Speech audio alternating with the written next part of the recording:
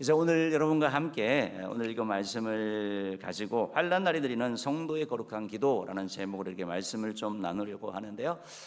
또 좀 줄이자고 하자면 환난 날이 드리는 우리가 드려야 되는 세 가지 기도. 지난주도 우리가 다윗의 그런 기도를 배웠잖아요. 여러분 지난주도 이제 다윗의 그런 기도였습니다. 다윗이 우리의 기도를 알려줬습니다. 어떻게 알려줍니까? 하나님 일어나옵소서, 하나님 손을 두옵소서, 하나님 잊지 마옵소서라는 이 세 가지 기도 제목을 우리에게 알려주셨는데, 여러분이 기도하시면서 이것을 여러분의 기도 제목으로 삼으면 참 좋겠습니다. 쉽게 얘기하자면 기도 응답해 달라는 얘기잖아요. 내 기도 들어달라는 얘기잖아요. 하나님 일어나 달라고. 손을 든다고 할 때 여러분, 하나님의 손이 사랑의 손도 있고 능력의 손도 있고 치료의 손도 있고 용서의 손도 있고 회복의 손도 있잖아요. 여러분 삶에 필요한 것들을 보면서 하나님 그 손을 들어서 우리 가운데 임하여 달라고. 그래서 여러분의 기도가 더 깊어지고 좀 더 다양해지면 참 좋겠고, 하나님 잊지 말아 달라라고 하는 것처럼 여러분이 사랑하는 가족들 또 누군가를 위해 기도할 때 하나님 우리 자녀 잊지 말아 달라고, 하나님 그에게 은혜 베풀어 달라고 이렇게 기도하면서 여러분의 기도가 또 풍성해지면 참 좋겠습니다. 이제 오늘 내용은 동일하게 다윗의 기도입니다. 다윗의 기도. 그런데 여러분 다윗이 참 이스라엘의 가장 위대한 왕으로 이렇게 알려지잖아요. 지금도 다윗 왕 그러면 사람이 존경하고 다윗 왕처럼 최고의 그러한 왕이다라고 이렇게 알려지지만, 그러나 그가 왕이 되기까지에 정말 많은 시련과 어려움과 환난을 겪은 걸 보게 되거든요.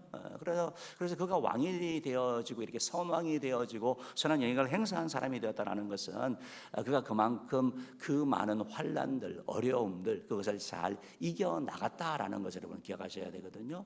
우리 삶 가운데도 환난이 오죠. 환난이 온다. 건강의 어려움일 수도 있고 물질의 어려움일 수도 있고 어쩌면 진로가 보이지 않는 것일 수도 있고 때로는 배신당한 것일 수도 있고 여러 가지 이런 일들이 우리 가운데 생기죠. 조금 더 확장해서 얘기하자면 우리 일상이 깨어지는 것, 이것이 바로 환난이 아닌가 이렇게 생각을 합니다. 늘 동일하게 살다가 어떻게 보면 우리 학생들 같은 경우는 초등학교에서 중학교 들어가는 거, 그 가운데에서 새로운 환경, 또 고등학교, 대학 어떤 이런 일들이 일어나는 거, 우리 나이 드신 성도님들 같은 경우는 계속해서 현장에 있다가 어느 시점이 되어서 이제 퇴직하게 되고 그러면 새로운 삶의 그런 전환이 일어나게 되잖아요. 이것들도 하나의 어떤 그런 환난이 아닌가, 뭔가를 정리해야 되고 뭔가를 생각해야 되는 것이기 때문에 우리 삶에 있어서 스트레스를 주는 그런 상황들, 그러니까 일상이 깨어지는 것이 환난이다라고 볼 수 있을 것 같습니다. 여러분 우리가 믿음의 사람이 갈 때 우리가 평안할 때 정말 우리의 믿음이 드러나는 것이 아니고 환난 가운데 우리의 믿음이 드러나게 되는 걸 보게 되는 거죠. 우리가 편안할 때 감사할 수 있고 찬양할 수 있고 하나님 앞에 나아갈 수 있습니다. 그러나 문제가 생겼을 때, 억울한 일을 당하고 상처를 받았을 때, 이런 환난 때 우리의 믿음이 드러나게 되는 것을 보게 되는 거죠. 환난이 찾아오게 되면 사람이 잘 흔들립니다. 기도가 줄어들게 되고 여러분 우리의 입술이 거칠어집니다. 평상시보다 좀 센 표현들이 나오게 되는 것을 보게 되죠. 마음에는 원망과 불평, 왜 내 삶 가운데 이런 일이 있느냐 하는 그런 원망과 불평이 가득하게 되고 또 때로는 이런 환경을 조장했다고 생각하는 사람을 향한 그런 비난을 하기도 하고, 더 나아가서는 하나님에 대한 원망을 하는 것들도 보게 됩니다. 이것이 어떻게 보면 환난 가운데 있으니까, 상황이 그러니까 우리가 이해할 수 있는 그런 일반적인 반응이라고 할 것입니다. 그런데 이제 오늘 본문에 나타나는 이 다윗은 그런 환난 가운데 생명의 위협들, 때로는 원수들에게 계속 둘러싸이는 계속 시련이 끝나지 않는 그 고통들, 억울한 누명을 쓰기도 하고, 심지어 어떻게 보면 의로운 사람들, 어떻게 보면 성도들, 믿음의 사람들, 동료들에게서도 비난을 받는 그런 환난 가운데 있다라고 볼 수 있는 것입니다. 그런데 다윗은 그런 환난 가운데 오늘 본문의 말씀을 통하여 우리에게 그런 교훈을 주는 거거든요. 하나님, 우리가 그런 일이 있으면 하나님 나를 괴롭히는 저 원수를 그냥 없애주고 하나님 이 모든 상황 가운데 회복해 달라고 하는 것이 일반적인 기도일 것인데, 오늘 본문에 보면 다윗은 그를 위한 기도라기보다 자기 자신을 위한 기도를 하게 되는 걸 보게 됩니다. 자기 자신을 위해서 기도하면서 하나님 기도를 들어달라고, 하나님 내 입술을 지켜주시고 내 마음을 지켜달라고, 하나님 이러한 상황 가운데 있는 이런 어려움 가운데 있는 때로는 책망들, 들을 수 있는 그러한 마음이 넓은 사람이 되게 해달라고 하는 그런 기도인 것을 보게 됩니다. 이것이 바로 거룩한 성도의 기도이고 환난 가운데 환난을 극복한, 환난을 이겨내었던, 무수한 환난 가운데도 넘어지지 않았던 다윗의 모습이라고 생각할 수 있습니다. 오늘 시편 141편은 환난 가운데 살아가는, 어떻게 보면 일상이 끼어진 삶 가운데 살아가는 우리들에게 무엇을 기도해야 되는지에 대한 그런 교훈을 주는데요. 우리도 함께 또 세 가지 기도 제목을 찾고 또 이 기도 제목을 가지고 같이 기도하는 저와 여러분 되면 참 좋겠습니다. 제일 첫 번째, 여러분 환난 때일수록 환난의 날에 더욱 기도하십시오. 하나님, 환난의 날에 더 기도하게 하는 것이 여러분 기도입니다. 환난은 우리를 기도의 자리에 자꾸 멀어지게 하게 되거든요. 환난은 그런 거예요. 어려움은 그런 거예요. 고난은 그런 거예요. 그런데 우리의 고난의 해결책은 주께 있습니다. 그렇기 때문에 더 기도하게 하옵소서, 더 하나님께 나아가게 하소서 하는 것이 바로 다윗의 기도인 것을 보게 됩니다. 다윗은 가장 먼저 하나님께 부르짖습니다. 1절 말씀 같이 한번 읽어봅시다. 1절입니다. 시작. 여호와여, 내가 주를 불렀사오니 속히 내게 오시옵소서. 내가 주께 부르짖을 때에 내 음성의 귀를 기울이소서. 여호와여, 내가 주를 불렀사오니 속히 내게 오시옵소서. 속히 내게 없소서. 내가 부르짖을 때에 내 음성에 귀를 기울이소서. 내 음성에 귀를 기울여 달라고 하는 기도. 그러니까 속히 내게 오시고 내 음성에 귀를 기울여 달라고. 하나님, 우리 표현을 하자면 응답해 달라는 그런 얘기지 않겠습니까? 지난주에 우리가 배웠던 것처럼 하나님 일어나옵소서, 손을 더옵소서, 잊지 마옵소서라는 그런 기도와 어떻게 보면 동일한 그런 기도. 그런데 여기서 이제 속히 내게 응답하옵소서라는 이 말이 시간적으로 빨리 해결달라는 그런 말보다는 어떤 의미가 있냐면, 하나님, 이 문제는 하나님만 해결할 수 있습니다. 이 고통, 이 환난에서 벗어날 수 있는 분은 주님밖에 없습니다라는 그런 믿음의 그런 고백이 이 가운데 담겨 있는 거거든요. 그러니까 하나님께 나아가는 것이고 하나님을 바라보고 하는 것을 보게 되는 것입니다. 다윗은 이미 여러 번 기도했습니다. 그런데 환난이 끝나지 않습니다. 또 끝났다가 또 다른 환난이 계속 닥치는 것을 보게 됩니다. 그럼에도 불구하고 그는 기도를 포기하지 아니하고 하나님께 더 나아가서 하나님께 해답이 있습니다, 하나님께 능력이 있습니다 라고 부르짖는 것을 보게 됩니다. 하나님께 더욱 매달리는 것을 보게 됩니다. 여러분, 환난은 우리를 두 부류로 나누게 됩니다. 어떤 사람은 환난을 만나면 기도를 포기하게 되고 예배를 멀리합니다. 교회를 떠나는 그런 사람도 있습니다. 그러나 믿음의 사람은 다르죠. 믿음의 사람은 다윗같이 환난을 닥치게 되고 어려움을 닥치게 되면 더 주님 앞에 나아가게 되고, 사람을 찾는 게 아니라 하나님을 찾으려고 하는 것이고, 문제를 붙잡는 게 하나님을 붙잡게 되는 거죠. 세상이 아닌 교회를 선택하면서 나아가는 것을 보게 됩니다. 시편 50편 15절 말씀에는 이런 말씀이 있습니다. 환난 날에 나를 부르라. 내가 너를 건지리니 네가 나를 영화롭게 하리로다. 아멘. 우리 다시 한번 읽어봅시다. 시작. 환난 날에 나를 부르라. 내가 너를 건지리니 내가 나를 영화롭게 하리로다. 그러니까 주님께서 하시는 말씀, 환난 날에 나를 부르라. 내가 너를 건진다. 주님께 능력이 있다라는 거예요. 그러니까 여러분, 환난 날에는 더 주님 앞에 나아가고 더 주님 앞에 매달리는 그런 자가 되어야 되는 것이죠. 환난은 기도를 멈추는 게 아니라 오히려 기도자로 초청하는 하나님의 초청자라는 사실을 기억하시고 하나님께 나아가는 그런 자가 되어야 될 것입니다. 다윗의 기도는 여기서 머무는 것이 아니고 더 깊어지는 걸 보게 됩니다. 2절 말씀 우리 같이 한번 읽어봅시다. 2절입니다. 시작. 나의 기도가 주의 앞에 분향함과 같이 되며 나의 손 드는 것이 저녁 제사같이 되게 하소서. 여기서 기도, 손 드는 거, 이게 다 기도는 우리가 두 손 드는 게 기도잖아요. 기도의 표현이거든요. 그런데 주의 앞에 분향함 같이 되고 저녁 제사같이 되게 해달라, 이 기도합니다. 그러니까 내 기도가 하나님의 성전에서 분향단에서 매일 아침 저녁으로 하나님께 올라갔던 그 향기로운 향이 올라간다 그러지 않습니까? 요한계시록에 보면 우리의 기도가 바로 향연이 되어 올라간다고 말씀하고 있거든요. 여러분, 계시록 한번 읽어볼게요. 요한계시록 8장 3절 4절 읽어봅시다. 시작. 또 다른 천사가 와서 제단 곁에 서서 금 향로를 가지고 많은 향을 받았으니 이는 모든 성도의 기도와 합하여 보좌 앞 금 제단에 드리고자 함이라. 향연이 성도의 기도와 함께 천사의 손으로부터 하나님 앞으로 올라가는지라. 성전에 드리는 그 향기, 이 향이라는 것은 으깨는 거거든요. 하나님께 드리는 거거든요. 그것이 기도와 함께 올라가는 거. 하나님, 내 기도가 하나님 앞에 이렇게 올라가는, 하나님께 드리는 그런 제사가 되기를 원합니다. 여러분, 이 향연은 하나님을 위한 거거든요. 사람을 위한 게 아니거든요. 여러분, 기도하면서 다른 사람을 의식하는 게 아니라 하나님을 바라보고 기도하는 거예요. 다윗의 모습이 바로 그런 거거든요. 하나님, 내 기도가 하나님께 올라가는 향연이 되게 해달라고.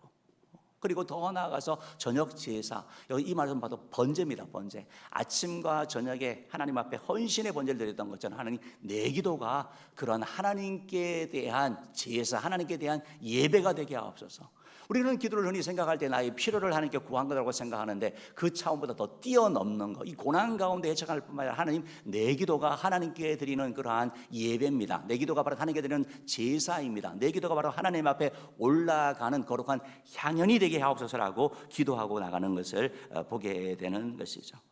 사랑하는 성도 여러분, 기도는 우리의 문제 해결만 아니라 하나님과 교제하는 것이고 하나님과 친밀해지는 것이고 하나님의 뜻을 알아가는 것이고 하나님 앞에 나아가는 귀한 시간이라는 것을 여러분이 꼭 그렇게 기억하셔야 되겠습니다. 그러니까 여러분, 기도 그 자체가 하나님께 드려지는 예배다라는 것입니다. 여러분, 하나님께 올라가기 때문에 여러분이 새벽에 하나님께 드리는 그 기도, 때때로 여러분이 잠을 들지 못하고 너무나 억울하고 너무 힘들어서 눈물을 흘리면서 하는 그 기도, 때로는 기도조차 나오지 않는 그 탄식 가운데 드리는 그 한숨조차 하나님께서 들으시는 것이죠. 하나님께 올라가는 그런 기도, 하나님이 그 기도를 보신다라는 것입니다. 하나님의 응답이 때로 늦어질 수는 있지만 우리의 기도는 결코 헛되지 아니한다. 왜? 그 기도가 바로 하나님 앞에 올라가는 거룩한 향연과 제사이기 때문에 그렇다라는 것입니다. 사랑하는, 그렇기 때문에 우리가 환난일수록 더 주님 앞에 나아가는 자가 되어야 될 것입니다. 미국의 유명한 복음 전도자인 조지 뮬러 같은 분은 정말 우리에게 기도에 대한 본을 많이 알려주잖아요. 그러면서 그분이 자기 전도자가 되고 나서 자기 사랑하는 친구, 어렸을 때 친구 5명을 위해서 기도했다고 합니다. 여러분, 우리도 동일하게 기도하잖아요. 우리가 예수 믿고 나니까 초청 축제든 누구든 뭐 되면 가까운 사람들, 사랑하는 사람들, 이 사람 지옥 가면 안 되니까 뮬러도 그런 마음이 있었던 거예요. 5명의 친구를 위해서 기도합니다. 1년, 2년, 3년 응답이 잘 안 되는 거예요. 한 사람은 맨 먼저 오고 또 몇 년 또 지나가지고 포기하지 않고 계속 기도하니까 몇 년이 지나서 또 한 명이 오고 그리고 3명까지 전도가 됐다고 합니다. 그런데 이제 나머지 2사람은 조지 뮬러가 죽고 나서 응답을 대대요. 그러니까 조지 뮬러가 너를 위해서 이렇게 기도한다. 장례식에 뭐 그런 얘기 하잖아요. 장례식에 왔을 때 뮬러가 당신을 위해서 기도한다. 그러니까 그 말이 성령의 감동이 되고, 그래서 그 이후에 기도 다 예수 믿는 사람이 되었다고 말하고 있습니다. 다시 말씀드리면 이 뮬러의 기도가 52년 만에 응답을 받았다고 얘기를 합니다. 기도한 지. 여러분, 하나님이 기도 응답은 늦을 수 있지만 하나님이 들으신다라는 거. 여러분, 우리의 기도가 하나님께 올려지는 거룩한 향연이라는 사실을 기억하시고 환난 때, 어려울 때 여러분 더 주님 앞에 나가셔야 되는 거예요. 응답이 늦다고 포기하면 안 되는 것이고 환난이 크다고 포기하면 안 된다라는 것입니다. 기도는 우리가 마지막 선택하는 것이 아니고 가장 최선의 가장 힘있게 선택해야 되는 그러한 은혜의 통로이고 힘이라는 사실 여러분 기억하시기 바랍니다. 환난이 클수록 더 주님 앞에 무릎 꿇으시고 더 주님 앞에 두 손 들기를 바라고 하나님 앞에 나오시기 바랍니다. 교회의 역사를 보면 여러분 기도할 때 항상 부흥이 시작되는 거거든요. 기도할 때 문제가 없어지고 문제가 사라진 거예요. 사라지고 나서 문제가 해결되면서 기도한 게 아니고 그 어려움 때문에, 문제 때문에 하나님 앞에 나아갔더니 하나님께서 그 기도를 들으시고 응답하셨다는 것이 바로 교회사를 통해서 우리에게 말씀하고 있다는 것입니다. 여러분, 청교들이 그런 말을 하거든요. 무릎을 꿇지 않는 사람은 바로 설 수 없다. 하나님 앞에 무릎을 꿇을 때 우리가 바로 서게 됩니다. 환난 가운데, 고난 가운데, 역경 가운데 우리가 일어나게 된다라는 것입니다. 사랑하는 성도 여러분, 저와 여러분이 환난 때 더욱 기도하기는 저희를 주님으로 축복합니다. 우리의 기도가 하나님 앞에 올라가는 거룩한 향연되게 하옵소서, 제사되게 하옵소서라고 기도하고 나가는 자 되기를 주님으로 축복합니다. 두 번째로 저와 여러분이 환난 때 기도할 것은 하나님 더 기도하게, 더 하나님 앞에 나아가는 자 되게 해달라고 기도할 뿐만 아니고 또한 우리가 기도할 것이 있습니다. 하나님, 우리의 입술과 마음을 지켜주옵소서, 죄지시게 않게 하옵소서. 이런 환난이나 고난, 어려움은 우리가 죄지기가 참 쉬워요. 특히 오늘 말씀 보면 입술과 마음을 지켜달라고 얘기를 합니다. 우리 2절, 3절 말씀인가요? 3절 말씀 한번 읽어봅시다. 시작. 여호와여, 내 입에 파수꾼을 세우시고 내 입술의 문을 지키소서. 다윗은 지금 환경이 바뀌든지 뭐 문제가 해결되려고 기도하기 전에 그가 환난 가운데 얘기를 합니다. 하나님, 사실은 죄짓게 않게 하소서라고 얘기하는 거거든요. 내 입에 파수꾼을 세우시고 내 입술의 문을 지키소서라고 표현합니다. 내 입에 파수꾼, 내 입술의 문 지켜달라고 얘기를 하고 있는 거죠. 여러분, 왜 입과 왜 입술일까요? 왜 그럴까요? 여러분, 왜 입술과 입을 위해서 기도하는 걸까요? 여러분, 환난 가운데 가장 쉽게 무너지는 거, 가장 먼저 무너지는 게 우리 입술이죠. 입술이죠. 평소에는 감사하던 사람들이 환난이 오면 원망하기 시작합니다. 사랑하는 사람을 비난하기 시작하는 거죠. 남편을, 아내를, 누군가 일이 생기면 당신 때문이야. 이게 비난하게 되는 거거든요.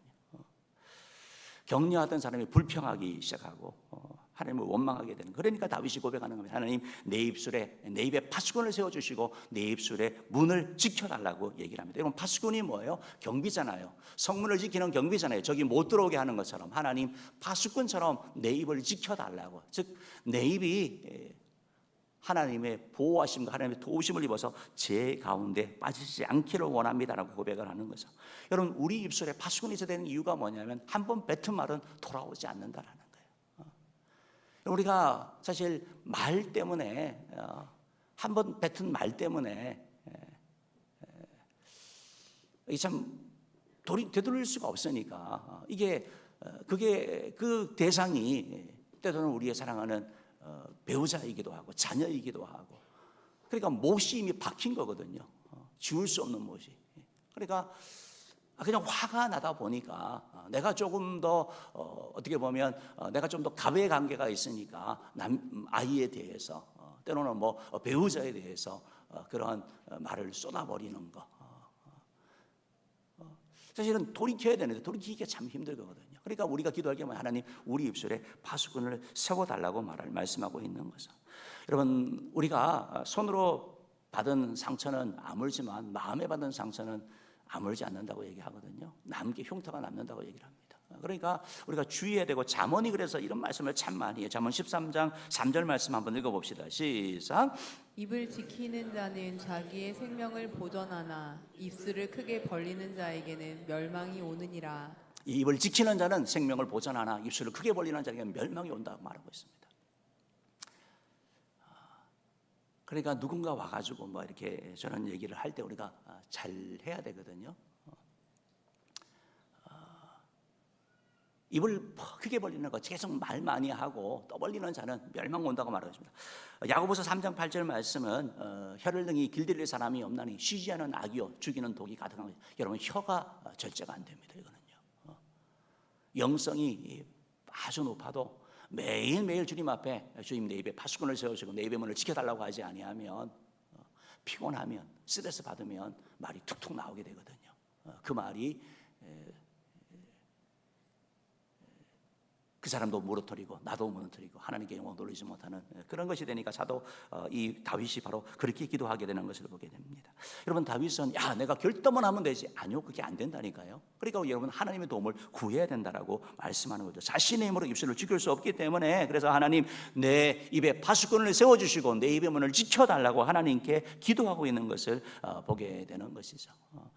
여러분, 우리가 말에 대해서 이런 전해드리는 얘기가 있는데, 이제 소크라테스의 세 가지 체라는 그런 얘기가 있거든요. 그러니까 소크라테스 얘기, 이게 뭐 사실은 아니고 그냥 전해드리는 그런 내용이에요. 그러니까 어떤 사람이 소크라테스가 살던 마을에 소크라테스를 찾아와가지고 얘기를 하는 거예요. 소크라테스가 그 그리스의 유명한 철학자잖아요. 와가지고 소크라테스님, 우리 동네에 이러이러이 있다라고 하면서 소크라테스에게 얘기를 하려고 할 때, 소크라테스가 세 가지 체, 우리가 가루 하는 거 있잖아요. 이렇게 그 세 가지 체를 얘기하면서 제일 먼저 진실이냐라고 묻습니다.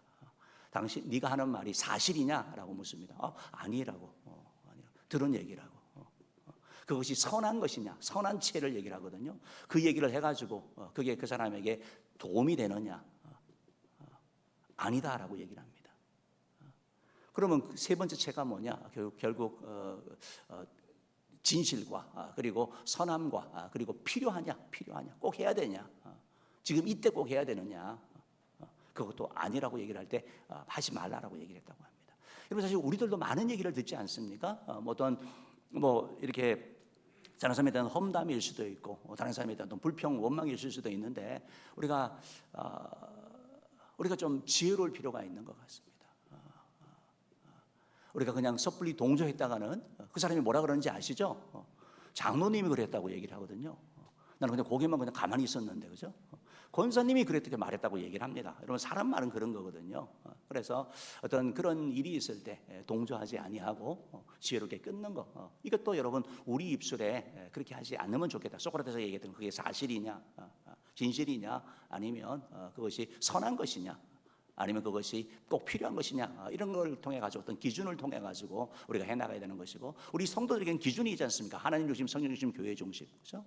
이게 하나님이 영광 돌리는 내용이냐, 교회에 유익이 되느냐, 아니면 성경의 가르침에 어긋나는 게 아니냐, 이런 기준을 가지고 항상 판단해야 되지, 감정적으로 어떤 나 친하니까, 뭐 후배니까, 이런 기준에 대해서는 안 된다라는 것입니다. 사랑하는 성도 여러분, 다윗이 이렇게 했던 것처럼 우리의 입술을 지켜야 되는 이유가 바로 제약 가운데 들어가지 않기 위해서 그런 거죠. 다윗은 입술만이 아니고 또 마음도 지켜달라고 고백합니다. 4절 말씀 한번 읽어봅시다. 시작. 내 마음이 악한 일에 기울어 죄악을 행하는 자들과 함께 악을 행하지 말게 하시며 그들의 진수성찬을 먹지 말게 하소서. 다윗의 주변에 알고 있어요. 내가 마음이 악한 일에 동조하고 협조하면 진수성찬이 예비되어 있는 거예요. 잘 먹고 잘 살 수 있어요. 근데 내 마음을 지켜달라고 얘기를 하는 거예요. 내 마음이 악한 일에 기울여가지고 그들과 함께 하지 않게 해달라고. 왜 유혹이 안 되겠어요? 그렇죠? 근데 주님, 내 마음을 지켜달라고. 마음을 지키지 아니하면 우리의 말, 우리의 행동까지 나아가게 되는 것을 말하고 얘기 되거든요. 예수님께서 그런 말씀을 하셨습니다. 마태복음 12장 34절 말씀, 예수님 이런 말씀을 하셨어요. 읽어봅시다. 시작. 이는 마음에 가득한 것을 입으로 말함이라. 그러니까 마음에 있는 것이 나오게 되는 거예요. 마음을 지키지 아니하면 유혹이 찾아오게 되고 욕심이 찾아오게 되고, 그러다 보면 말이 우리의 마음을 보여주게 되고 드러나게 되는. 그러니까 우리 성도의 삶, 환난 가운데 싸우는 것은 세상과의 싸움이 아니라 바로 자신과의 싸움이다. 하나님, 내 입술과 내 마음을 지켜줘서라고 환난 때 여러분 기도하셔야 되는 거예요. 마귀는 계속해서 우리를 죄로 유혹합니다. 조금만 타협하면 편할 것 같고 이득을 얻을 것 같이 보입니다. 그렇지만 주님, 내 마음을 지켜주옵소서. 바로 두 번째 기도가 바로 그런 것입니다. 환난 날에 하나님, 내 입술을 지켜주시고 마음을 지켜주셔서 죄악 가운데 죄짓지 않게 하시고 거룩하게 살게 해달라고 기도하는 자들에게 주님으로 축복합니다. 세 번째 마지막 기도 제목은 바로 환난 때 책망을 받아들이게 하소서라는 것입니다. 주님, 다윗이 그렇게 고백하는 거예요. 책망을 받아들이게 하옵소서. 이 삶에 일어나는 그런 고난과 환난, 이걸 통해서 다른 사람을 보는 것이 아니라 내 자신을 점검하고 내 자신을 살펴보는 그러한 시각을 가지라고 말씀하고 있습니다. 여러분, 책망과 비난은 다른 것이죠. 비난은 우리를 무너뜨리기 위한 거예요. 비슷해요. 기분 다 나빠요. 책망도 기분 안 좋고 비난도 기분은 안 좋아요. 안 좋은 얘기니까. 그런데 방향이 다릅니다. 책망은 우리를 살리는 거예요. 일으키는 거예요. 우리를 위한 거예요. 그러나 비난은 우리를 무너뜨리려고 하는 것이 바로 비난이라는 거예요. 그래서 우리가 구분해야 됩니다. 책망이냐 비난을 구분해야 되는 것이고, 그것이 책망이라고 한다면, 하나님의 말씀이라고 생각한다면 우리가 받아들이는 것이 필요한 것은 바로 5절 말씀입니다. 5절 말씀 한번 읽어봅시다. 시작. 의인이 나를 칠지라도 은혜로 여기며 책망할지라도 머리에 기름같이 여겨서 내 머리가 이를 거절하지 아니할지라. 그들의 재난 중에도 내가 항상 기도하리로다. 이 다윗이 계속 마지막에도 그들의 재난 가운데 내가 항상 기도한다. 기도의 삶 놓치지 않았거든요. 마지막까지 붙잡고 있는 게 기도예요, 여러분. 기도하면 살아나게 돼요. 기도하면 여러분 견디게 되고, 기도하게 되면 하나님이 힘을 주시고 은혜 주시는 거, 하늘문이 열리는 은혜가 일어나는. 그러니까 여러분 기도를 해야 되는 것이고, 지금 고백하는 게 뭐예요? 악인이 나를 의인이, 악인이 아니라 의인이에요, 의인이. 함께 신앙생활하던 누군가가, 나의 가까운 지인이 나를 칠지라도 그걸 은혜로 여기게 돼요. 나를 책망하는 거예요. 머리에 기름처럼. 이게 축복이라고 생각하는 거거든요. 여러분, 이거 보통 일이 아니죠. 다윗은 어떻게 보면 환난을 통해 가지고 자기의 그릇이 커지기를 원했던 거예요. 여러분, 고난과 환난은 우리 삶 가운데 오는데, 그걸 통해서 우리가 성장하지 못하면 고난이 고난으로 끝나는데요, 고난을 통하여 우리의 지평이 확장되고 우리 그릇이 커지면, 우리가 영적인 건이 되게 되면, 우리의 그릇이 커지면 하나님의 은혜가 우리 가운데 임하게 되는 것을 여러분 보게 되는 거거든요. 여러분, 다윗은 의인의 질책과 책망까지도 겸손히 받아들이고 악인의 재난 겪는 중에도 기도하겠다라고 다짐하는 것이 바로 5절 말씀이거든요. 여러분 오늘 이 말씀이 있는 것처럼 보통 사람은 칭찬을 좋아하지만 책망 싫어하는 거죠. 왜냐하면 나를 책망하면 나를 모욕하는 거야. 요즘 같은 시대에. 그렇죠? 그래서 심지어 요즘 우리가 살아가는 이 시대는 포스트 모더니즘 사회잖아요. 그러니까 이 사회가 뭐예요? 그러니까 이 사회는 다 맞다라는 거거든요. 틀렸다고 하지 말라는 거예요. 절대 진리가 아니고 보편적인 진리가 아니고 상대적인 진리다. 너도 옳고 나도 옳고 다 옳은 거야. 그러니까 나보고 틀렸다고 얘기하지 마. 나에게 잔소리하지 마. 그냥 나는 나대로 살 거야. 이게 우리 시대에 살아가는 거거든요. 그러니까 여러분, 그러니까 책망을 한다라는 거 뭘로 책망할 거예요? 하나님의 말씀을 가지고 책망하는 거거든요. 기준이 뭐냐? 내 생각, 내 느낌이 아니고 하나님의 말씀을 가지고 책망이 주어질 때 여러분 우리가 이 사실을 받아들이게 되는 거죠. 다윗이 지금 자기 삶 가운데 일어나는 얘기들 나름대로 잘해보지만 완벽하지는 않으니까 그것을 머리에 붓는 기름처럼 은혜로 여기겠다라고 다짐하면서 받아들이겠다고 얘기를 하는 걸 보게 되는 거예요. 말씀드렸던 것처럼 책망은 우리를 살리기 때문에 그렇다라는 것입니다. 책망은 죄를 깨닫게 하고 회개하게 하고 하나님께 돌아오게 되는 은혜의 통로이기 때문에 그런 거예요. 그래서 성경에 보면 여러분 이런 말씀이 있어요. 잠언 9장 8절 말씀 한번 읽어볼래요? 읽어봅시다. 잠언 9장 8절 말씀 읽어봅시다. 시작. 거만한 자를 책망하지 말라. 그가 너를 미워할까 두려우니라. 지혜 있는 자를 책망하라. 그가 너를 사랑하리라. 아멘. 책망도 잘 보고 하라고 얘기를 하고 있습니다.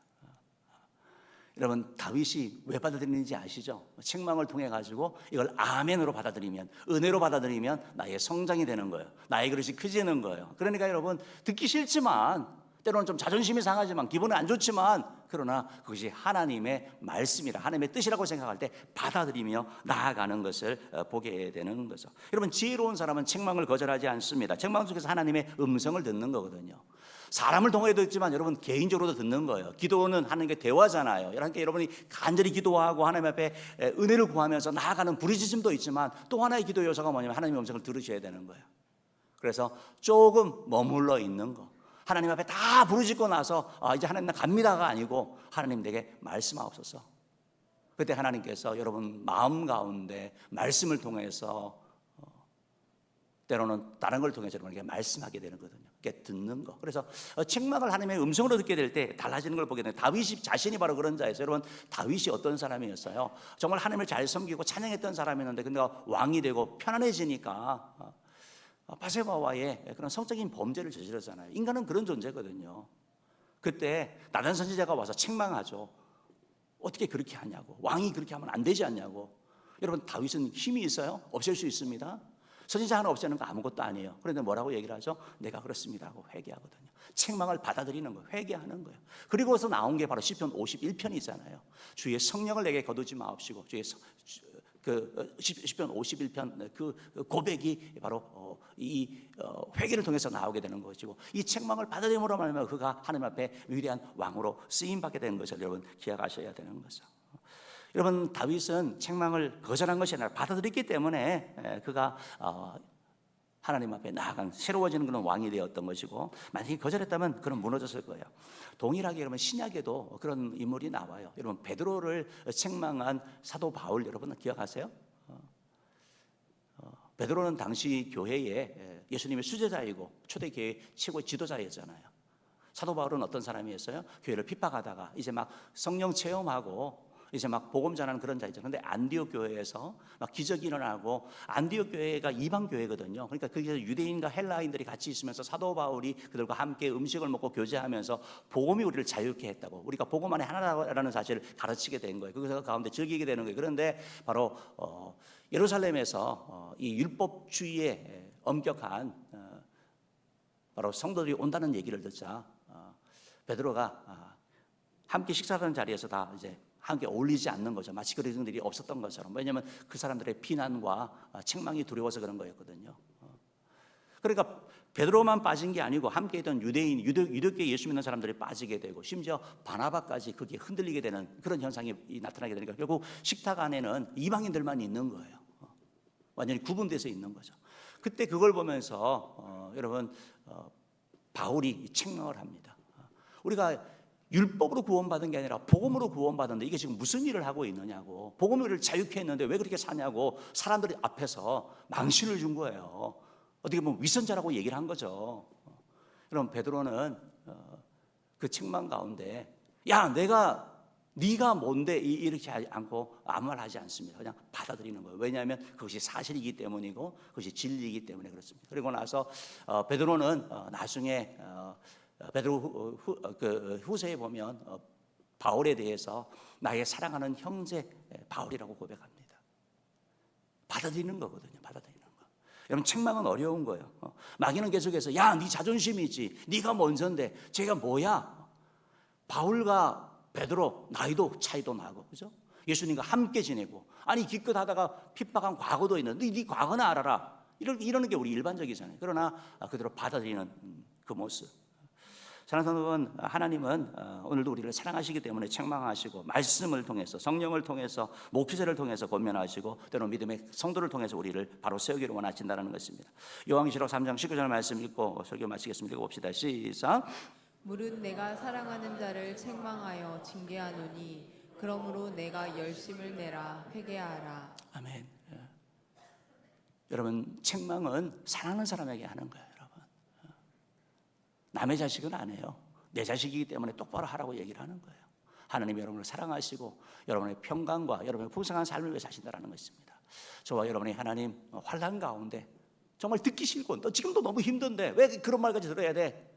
라고 한다고 할지라도 혹시 그것이 하나님이 주신 음성이라고 한다면 받아들임으로 말미암아 소화시킴으로 말미암아 여러분이 다윗이 고난을 이겨냈던 것처럼 여러분도 고난을 이겨내기를 주님으로 축복합니다. 장성들 여러분, 환난을 우리가 피할 수는 없습니다. 그런 환난 속에 무엇을 기도할 것인가 이건 우리가 선택할 수 있습니다. 오늘 다윗처럼 주님 환난에 더 기도하게 하옵소서. 내 기도가 향연에 대해서 하나님께 올라가는 사실을 기억하고 내 기도가 떨어지지 않냐고 하는 게 올라가는 사실을 기억하는 게 기도하는 자들에게 해달라고 기도하기를 원하고 또한 하나님 내 입술과 내 마음을 지켜달라고 죄짓지 않게 해달라고 거룩하게 해달라고 요동하지 않게 해달라고 기도하시기를 바랍니다. 또한 더 나아가서 오늘 다윗이 기도했던 것처럼 하나님 듣기 힘들지만 책망의 말이 들릴 때 주님 그걸 받아들이게 하옵소서. 그리하여 이것이 약이 되게 하옵소서, 보약이 되게 하옵소서라고 기도하고 나가는 저를 되기를 주님으로 축복합니다. 기도하겠습니다.